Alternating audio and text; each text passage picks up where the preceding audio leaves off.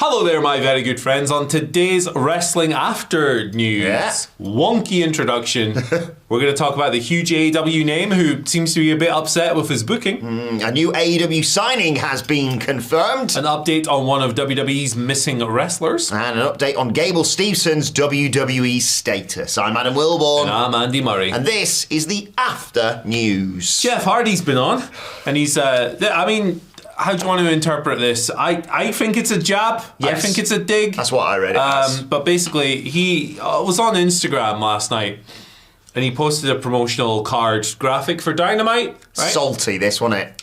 The caption was, "We, the Hardys," and he's put that in speech marks for some reason. Yeah. "We, the Hardys, will not be appearing on the live show called AEW Dynamite. We, the Hardys, are stuck in the dimension of AEW Rampage," and he's got that in quotations as well. I don't understand his writing style here. Well, I think he's just saying, in terms of Rampage, be there or be triangular, man. I'm a spooky ghost.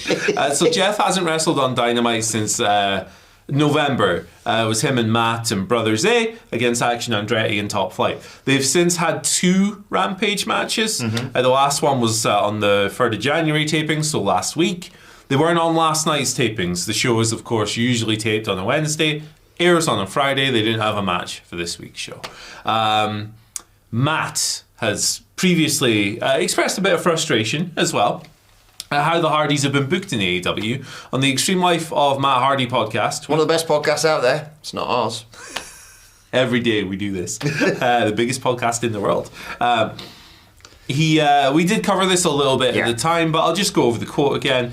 He said, "I'll say just creatively, like the way we've been utilised the last 4 months, it's been very frustrating. We've been very patient, but there's been a lot of frustration with things we've done and kind of how we've been utilised in some ways." And he spoke about like channeling that frustration into what they were actually doing. And it's not like he went scorched earth on AEW. It's just like, look, I don't really care for how we've been used and I'm a bit frustrated.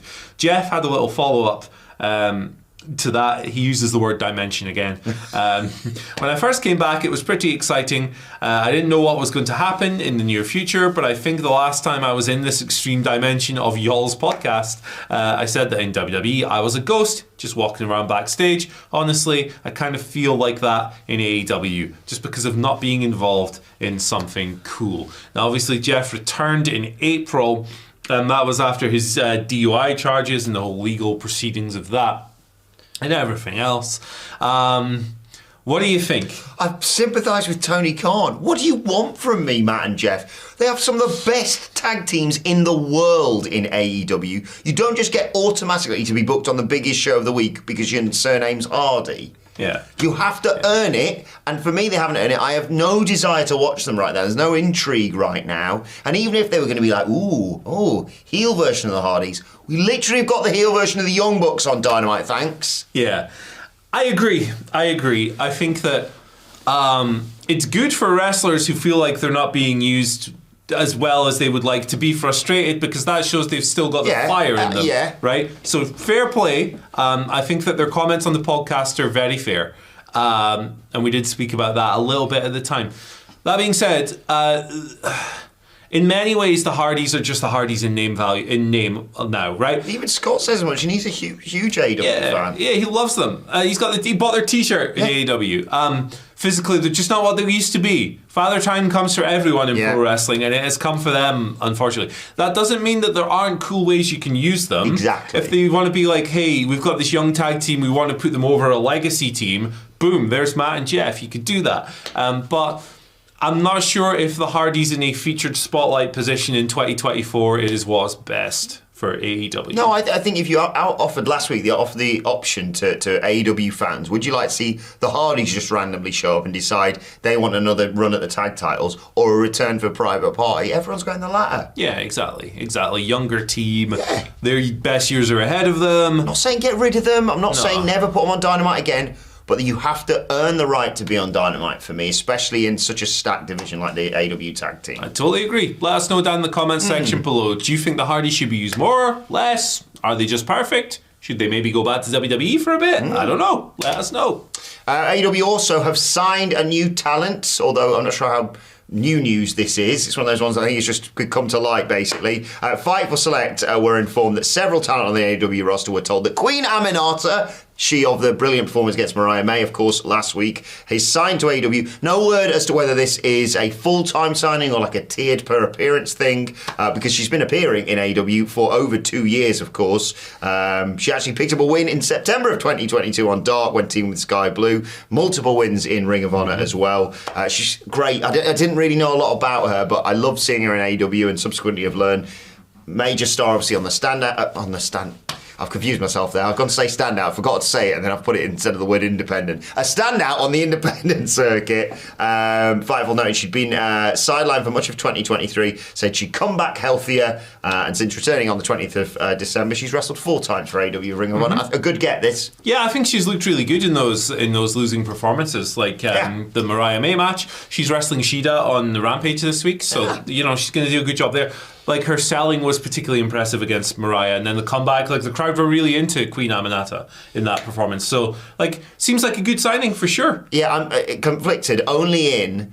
I agree with the general take of, like, should AEW be signing anyone more? I'm not saying they shouldn't have signed Queen Aminata, but I hope that with them signing more and more female stars, Deonna, of course, Mercedes, presumably, down the road, maybe that means more women's matches on television. That's only a good thing. Maybe even a C2, that'd be a nice thing. Oh, but yes, I think, please. Queen Aminata's story in general is, like, shows the value of the Dark and Elevation system, doesn't it? Somebody comes into the system, works the enhancement matches, catches the eye, earns himself a full-time deal. It's a nice story, and it was also an effective way of grabbing talent. Powerhouse Hobbs is another one. Yeah. He came in as Will Hobbs, and then he caught the eye. He had that little short program with Moxley, but that why did that not happen properly? Somebody got COVID, I think and so, the match couldn't happen or whatever. But then he joined Team Taz, and now he's a full-time roster. Destroyed Cody and decided, this is for me. Yeah, exactly. So, look, Dark and Elevation, they weren't always appointment viewing, but they were an effective way of unearthing talent. Good fun, weren't they? Yeah. Absolutely. Right. Next story, would you like a little update on Bo Dallas? Yes, please. He is still under WWE contract. This report is from PW Insider Elite, noting that even though Bo hasn't been on TV in the best part of a year at this stage, he's still under contract. He's still with WWE. No word on if he'll be returning to TV or when. But he is still contracted, so there's the kind of update. Now, obviously, his story is his brother passed away. Bray Wyatt passed away last year under just the most tragic circumstances imaginable. And Bo was tied to that storyline. He was brought back to the company to play Uncle Howdy as part of the Bray Wyatt comeback story, which was cut horrifically short in the end. So. Bo's still there, which is good because WWE has been looking after the family. Yeah, right? they've done it with Wyndham, obviously. Yeah, they've done some stuff with JoJo, and like, what was it? I think they signed Bray to a Legends deal or something. Something along those lines. So they're looked after to a degree. Bo still has a contract. Honestly, I would keep Bo on a contract for the rest of his life. Yeah, I think just look after him. It's one of those ones where you cannot say, here's the time period for getting over losing a family member. Exactly. There's no time period for that. Like you say, it's good of WWE to take care of the Wyndham Rotunda's family. I agree. I think give Bo Dallas a contract for life and say to him, if you want to wrestle again, we'll have you. But if you just want to, just spend time with family, support JoJo, like you say, that's absolutely fine as well. I think it's a lovely thing, this. Yeah, exactly. Maybe he never wants to wrestle again. Fine. Understandable, Yeah, exactly. We'll look after you. That'd be a nice thing to do. So, best wishes to all of them. Yeah. One of the worst things we've ever had to cover is just impossibly sad. Finally, let's bring you an update on Gable Steveson. A brief update coming from PW Insider. Gable Steveson booked for the next few SmackDown TV events. However, he is not currently in the creative mix for the Men's Royal Rumble match. In terms of like the phrase booked, it's one of those ones where they could just be putting a big old list of people up there. He had a dark match last week, didn't he? But yeah, at the same time, is he going to return to the ring? I have no desire to see Gable Steveson ever again. But they've invested a lot in him. They really have. Remember when he was drafted? He was drafted. He had the big thing at WrestleMania where they're like, "Look, here he is," and he chatted Gable about. Yes, he did. He had the thing with Kurt Angle and the milk. Yeah, And then he had the match with Baron Corbin on NXT, and it was dreadful. Yeah, he's a strange one. They cursed him by drawing Kurt Angle comparisons very early. It's like, how do you set impossible expectations for someone? You compare them to the best rookie ever.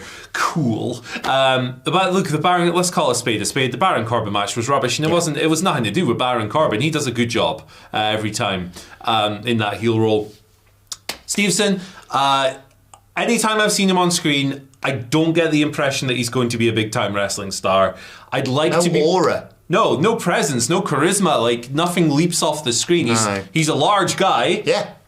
That's about it. Incredibly gifted wrestler. Sure, he's an incredible athlete. Yeah. He's like the best amateur wrestler of all time. Hell yeah. But, like, I don't think it translates so far to pro wrestling. I'd love to be proven wrong. We've only seen one match from this guy, unless you were in the arena for the dark match last week. But so far... not a great run. Yeah, no idea if they're ever... but yeah, you don't want to give him a spot in that. There's so many people. We did an entire video going through 30 people in the Men's Royal Rumble, and even me and you were like, we've missed out this person and this person and this person and this person who are all prominently featured on WWE television right now. And even then, we didn't have space for him. The crowd turned on him in his Baron Corbin match. Yes. He's wrestling Baron Corbin. Like, Corbin's whole thing is to get heat and be an asshole. Well, unless they're in France. Big over in the Paris He's territory. doing something massive at Backlash, isn't he? Yeah, they're going to do something really funny with him. I can't wait to see what it is. But yeah, maybe, I don't know. Who knows? Dethrone Gunther. There you go. Yeah, there you go. Let us know what you think of Gable Steveson in the comments section. If you think, wait a second, I'm watching the news, where's the Twitter questions? That was on this morning's news, Andy. Which is right here, by the way. We spoke about a bunch of different things, including Chris Jericho getting knocked out. Yeah! So, hey, it was a fun one. Tune in for that. Thanks for tuning into this. Cheers. See you later. Bye. Yeah.